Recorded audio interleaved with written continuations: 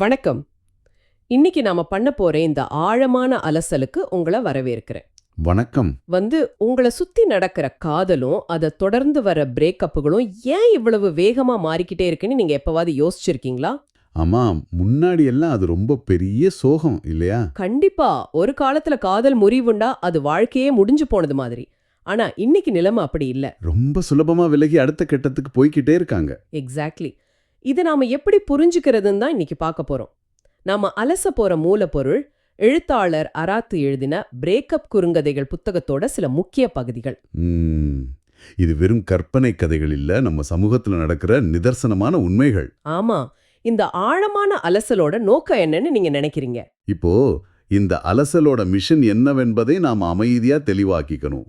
முந்தைய காலங்கள்ல ஒரு பெரும் சோகமா பார்க்கப்பட்ட காதல் முறிவு இன்னைக்கு ஏன் ஒரு சாதாரணமான நிகழ்வா மாறிடுச்சு அப்படிங்கறத புரிஞ்சுக்கிறது தான் நம்ம நோக்கம். அதாவது ஒரு ஃபேஷன் மாதிரி ஆயிடுச்சு. கரெக்ட். இதுக்கு பின்னால இருக்கிற சமூகவியல் மற்றும் உளவியல் காரணங்களை நாம ரொம்ப ஆழமா விவாதிக்க போறோம்.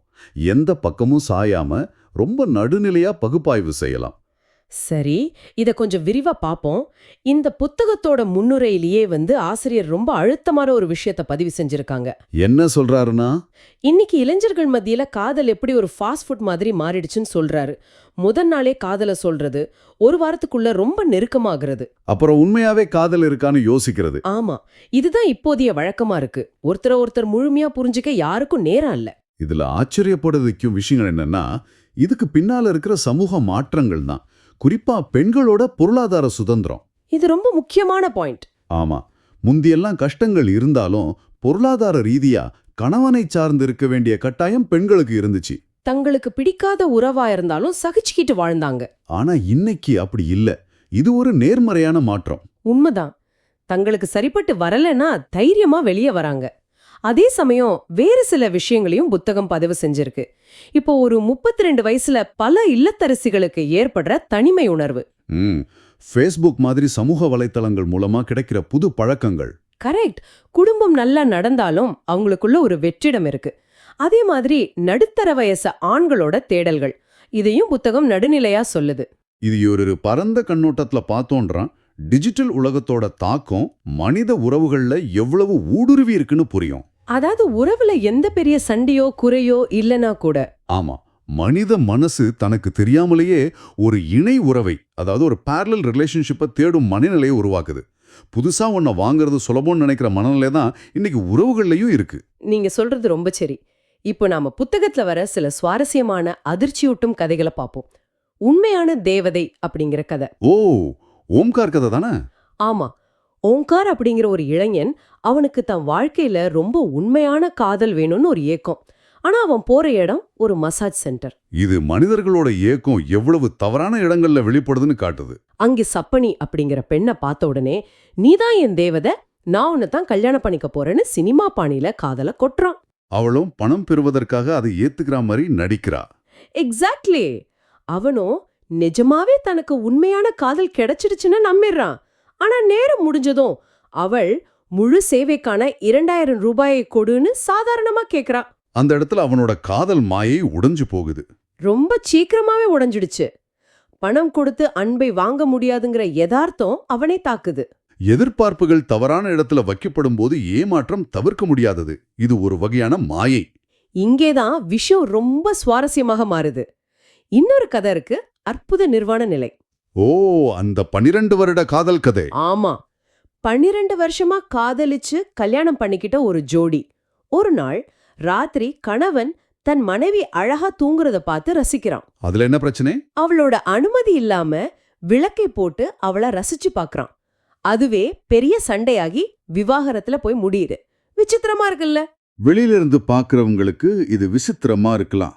ஆனா நீண்ட கால காதலில் இருக்கும் அதீத எதிர்பார்ப்புகளும் தனிப்பட்ட எல்லைகளை மீறும்போது ஏற்படும் முரண்பாடுகளும் எவ்வளவு எளிதாக ஒரு உறவை முறித்து விடுகிறன என்பதை இது காட்டுது. தனிப்பட்ட எல்லைகள், அதாவது பவுண்டரிஸ் ரொம்ப முக்கியம்னு சொல்றீங்க. கண்டிப்பா. எவ்வளவு நெருக்கமான உறவா இருந்தாலும் அவங்களுக்குள்ள ஒரு தனிமை இருக்கும். அதை மதிக்க தவறும் போது உறவு முறிஞ்சு போகுது. சரி, இப்போ நீங்களே கொஞ்சம் யோசிச்சு பாருங்க. உங்க பிரேக்கப் ஆனதுக்கு அப்புறம் உங்க எக்ஸோட அம்மா கிட்ட பல வருஷங்களா மணிக்கணக்கில் யாராவது போன்ல பேசுவாங்களா? வாய்ப்பே இல்ல. அது ரொம்ப விசித்திரமான பிணைப்பு. ஆனா நோ மோர் பிரேக்கப் கதையில பர்மன் இதைத்தான் பண்றான். புனிதா மேல கொண்ட அதீத உரிமையால், அதாவது பொசசிவ்னஸ் காரணமா அவளோட ஃபேஸ்புக், உடைகள்னு எல்லாவற்றையும் கட்டுப்படுத்த நினைக்கிறான். அதனால தான் பிரேக்கப் ஆகுது. ஆமா. ஆனா இன்னைக்கு வரை அவனுக்கு திருமணமாகி 3 குழந்தைகள் இருந்தும் புனிதாவின் அம்மாவுடன் மட்டும் தொடர்ந்து போனில் பேசி வருகிறான். இது மனித மனதின் விசித்திரமான பிணைப்புகளை ரொம்ப ஆழமா காட்டுது. அவ மனைவிக்கு இது தர்ம சங்கடமா இருந்தும் அவனால அதை விட முடியல. காதலி தன்னை விட்டு போனாலும் அவளோட குடும்பத்துல ஒருத்தர் மூலமா தன் இருப்ப அங்க நிலைநிறுத்த அவன் மனசு ஏங்குது. அதிகாரம் செலுத்தணுங்கிற மனநிலை இது.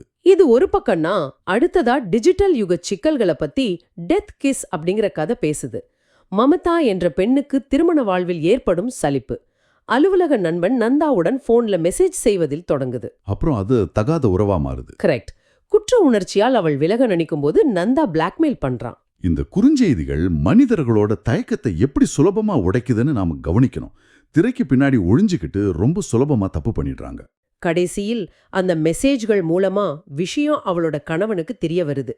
அவ எல்லாவற்றையும் அமைதியாக கேட்டுவிட்டு அவள் கர்ப்பமாக இருந்தும் அவளை விட்டு பிரிஞ்சு செல்கிறான். இது ஒரு முக்கியமான கேள்வியை எழுப்புகிறது. சொல்லுங்க. டெக்னாலஜி மற்றும் மெசேஜ்கள் எவ்வாறு ஒரு உறவை மிக எளிதாக தொடங்கவும் அதே சமயம் நிரந்தரமான சாட்சியாக நின்று ஒருவருடைய வாழ்க்கையை அழிக்கவும் பயன்படுகிறது என்பதை இது காட்டுது. முந்தியெல்லாம் சாட்சிகள் குறைவு. ஆனா இன்னைக்கு ஒரு சின்ன மெசேஜ் நிரந்தர சாட்சியா மாறிடுது. மம்முதாவோட குடும்பமே அதனால அழிஞ்சிருச்சு. உண்மைதான். இது மனதை உழுக்கும் யதார்த்தம். உறவுகள் உடையிறது ஒரு பக்கம்னா, சில பேர் தங்களுக்கு வசதியா உறவுகளோட விதிகளை எப்படி வளைக்கிறாங்க அப்படிங்கிறதையும் நம்ம பார்க்க வேண்டியிருக்கு. அதுக்கு சிறந்த உதாரணம் தான் மதி, சாந்தினி மற்றும் ஐயா கதை. ஒரு ஆசிரியருக்கும் மாணவனுக்குமான வயது வித்தியாசத்தை கடந்த உறவு. மருத்துவமனையில தொடங்கும் நெருக்கம். ஆமா. பின்னர் சாந்தினியின் தாயாரின் உடல்நிலைக்காக அவள் வேறொருவரை திருமணம் செய்து கொள்கிறாள். இதில் உள்ள உளவியல் முரண்பாட்டை நாம கவனிக்கணும். இதுவரைக்கும் இது சாதாரண கதை மாதிரி தோணும். ஆனா திருமணத்திற்கு பிறகும் சாந்தினி அந்த உறவை தொடர நினைக்கிறாள். அதுதான் அதிர்ச்சி. ஆமா, தன் புதிய கணவனுக்கு இது சம்மதம் என்று கூறுவதும், அதை கேட்டு மதி என்ற அந்த இளைஞன் பயந்து போய் அந்த உறவை விட்டே ஓடுவதும் ரொம்ப யதார்த்தம்.